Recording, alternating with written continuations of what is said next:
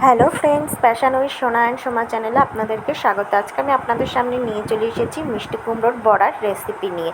এইভাবে মিষ্টি কুমড়োর বড়া তৈরি করলে গরম ভাতের সাথে খেতে কিন্তু দারুণ লাগে, আবার চা কফির সাথে স্ন্যাক্স হিসাবে খেতেও কিন্তু ভালো লাগে, মুড়ির সাথে খেতেও বেশ ভালো লাগে। আর এখন প্রায়শই কিন্তু বৃষ্টি হচ্ছে, সেই বৃষ্টির সন্ধ্যায় চা কফি মুড়ি এগুলোর সাথে এইভাবে কুমড়োর বড়া তৈরি করে নিলে খেতে কিন্তু বেশ ভালো লাগবে, আর সন্ধেটা কিন্তু জমে যাবে। আশা করি রেসিপিটা ভালো লাগবে। ভালো লেগে থাকলে চ্যানেলটি সাবস্ক্রাইব করার অনুরোধ রইল। কুমড়োর বড়া করতে আমাদের লাগবে কুমড়ো। এখানে আমি কুমড়োর খোসা ছাড়িয়ে কুমড়োগুলোকে এরকম পাতলা টুকরো করে কেটে ভালো করে ধুয়ে জল ঝরিয়ে রেখে দিয়েছি। এবার এই কুমড়োগুলোকে আমি কিছু উপকরণ দিয়ে মেখে নেব। তার জন্য আমি প্রথমেই দেব পরিমাণ মতো নুন, আর দেব চিনি, হাফ টেবিল স্পুনের মতো চিনি দিলাম, আর দিলাম হাফ টেবিল স্পুনের মতো নুন দিয়েছি 1 table spoon, half table spoon চিনি দিয়েছি, আর হাফ টেবিল স্পুন দিলাম হলুদ গুঁড়ো দিয়ে খুব ভালোভাবে কুমড়োটাকে আমি মেখে নেব। এইভাবে কুমড়ো মেখে রেখে দিলে কুমড়োর বড়া তৈরি করলে খেতে কিন্তু বেশ ভালো লাগে। এবার আমি একটা ব্যাটার তৈরি করে নেব। তার জন্য আমি প্রথমে নিয়েছি একটা বড় বাটির মধ্যে 6 টেবিল চামচ বেসন। এবার এর মধ্যে আমি দিয়ে দেব 3 টেবিল চামচ চালের গুঁড়ো। আপনারা কতটা বড়া তৈরি করবেন সেই বুঝে বেসন, চালের গুঁড়ো সব কিছু নেবেন। এবার বেসন আর চালের গুঁড়োটাকে আমি খুব ভালোভাবে মিশিয়ে দিচ্ছি। শুকনো উপকরণগুলোকে একটু হালকা হাতে মিশিয়ে দিলাম। এবার এর মধ্যে দেব নুন, হলুদ গুঁড়ো, কালো জিরে, চিনি আর সামান্য একটু শুকনো লঙ্কার গুঁড়ো দিয়ে এই শুকনো উপকরণগুলোকেও আমি খুব হালকাভাবে একটু মিশিয়ে দেবো।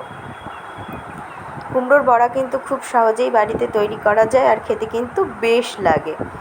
শুকনো উপকরণগুলোকে আমি খুব ভালোভাবে মিশিয়ে দিলাম। এবার আমি অল্প অল্প জল দিয়ে একটা ব্যাটার তৈরি করে নেব। খুব পাতলাও ব্যাটার তৈরি করব না, আবার খুব ঘনও কিন্তু ব্যাটার তৈরি করব না, একটা মিডিয়াম ঘনত্বের ব্যাটার আমি তৈরি করে নেব। দেখুন, আমি অল্প অল্প করে জল দেব আর একটা ব্যাটার আমি তৈরি করে নেব।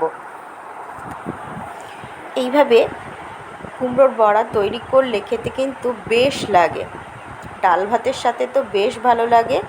আর এখন কিন্তু প্রায়শই বৃষ্টি হচ্ছে, সেই বৃষ্টির সন্ধ্যায় মুড়ির সাথে বা চা কফির সাথে এইভাবে বড়া তৈরি করলে খেতে কিন্তু বেশ ভালো লাগবে। দেখুন, আমি জল দিয়ে দিয়ে আস্তে আস্তে একটা ব্যাটার তৈরি করে নিলাম। দেখুন, এরকম ঘনত্বের একটা ব্যাটার আমাদের তৈরি করে নিতে হবে। ব্যাটারটা খুব পাতলাও হবে না, আবার খুব ঘনও হবে না, এরকম ঘনত্বের একটা ব্যাটার আমি তৈরি করে নিয়েছি। এবার ব্যাটারটাকে আমি 30 মিনিটের মতো রেস্টে রেখে দেবো।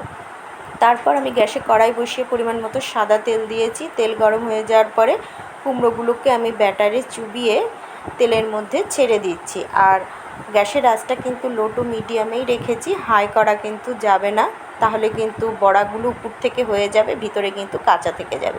তাই গ্যাসের আঁচটাকে লো টু মিডিয়ামে রেখে আমাদের বড়াগুলোকে ভেজে নিতে হবে।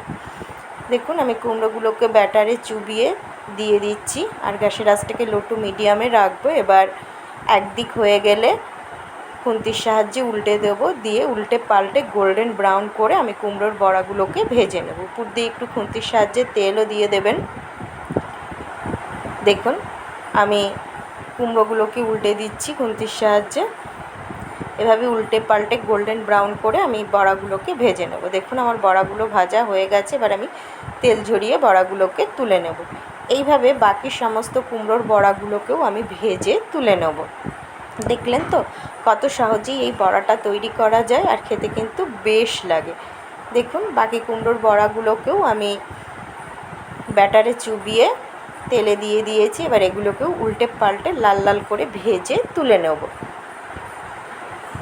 আশা করি আমার এই বড়ার রেসিপিটা আপনাদের ভালো লেগেছে। ভালো লেগে থাকলে পরিচিতদের মধ্যে রেসিপিটি প্রচুর প্রচুর শেয়ার করার অনুরোধ রইল, আর আমার চ্যানেলটি সাবস্ক্রাইব করে কিন্তু আপনারা আমার সাথে থাকবেন। তাহলে যখনই কোনো নতুন রেসিপি অথবা ব্লগ দেব, তার নোটিফিকেশন কিন্তু আপনাদের কাছে পৌঁছে যাবে। দেখুন, এই বড়াগুলোকেও আমি উল্টে পাল্টে গোল্ডেন ব্রাউন করে ভেজে নেব।